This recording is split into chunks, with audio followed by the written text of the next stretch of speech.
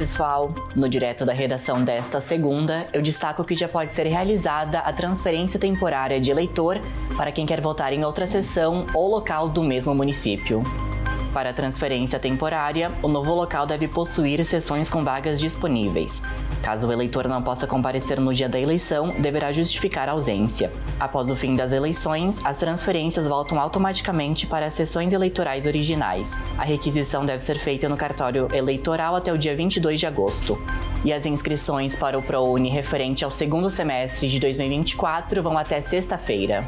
A UFSC está ofertando mais de 400 vagas para a graduação com bolsas integrais.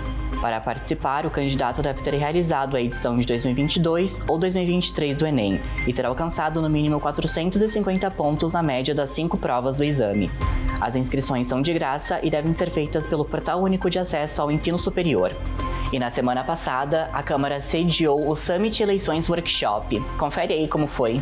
O evento é uma iniciativa da Escola do Legislativo com o objetivo de capacitar parlamentares, assessorias, servidores públicos e cidadãos acerca da legislação eleitoral.